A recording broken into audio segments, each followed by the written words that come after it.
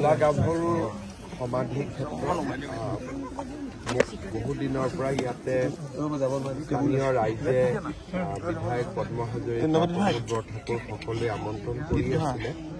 আজি অলপ সময় পাই মূলা গাভৰুৰ মৈদাম পৰিদৰ্শন কৰিলোঁ।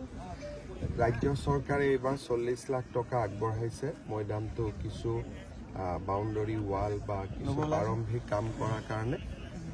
স্থানীয় ৰাইজৰ লগত আলাপ আলোচনা কৰি মৈদাম ক্ষেত্ৰখনত সুন্দৰভাৱে নিৰ্মাণ কৰাৰ বাবে আমি প্ৰচেষ্টা ল'ম।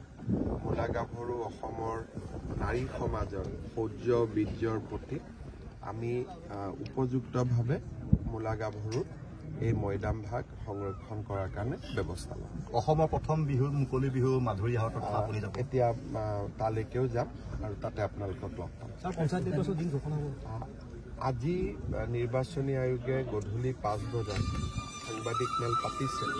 গতিকে সাংবাদিক মেলতে তেখেতসকলে দিন বাৰ ঘোষণা কৰিব। কিন্তু মই আগতেই কৈ আছোঁ যে 2 তাৰিখৰ পৰা 5 তাৰিখৰ ভিতৰত নিৰ্বাচনী আয়োগে দিন ঘোষণা কৰিব।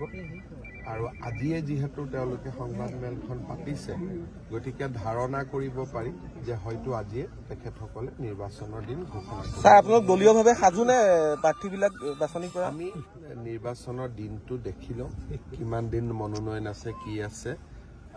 সাধাৰণতে ঘোষণা কৰাৰ আগলৈকে ইমান চিন্তা কৰা নাযায়। আজি দিনবাৰ চাই চিন্তা কৰা। স্যাৰ, ৰাভা হাছঙৰ নিৰ্বাচন ইলেকশ্যন আছে, ভাল হ'ব।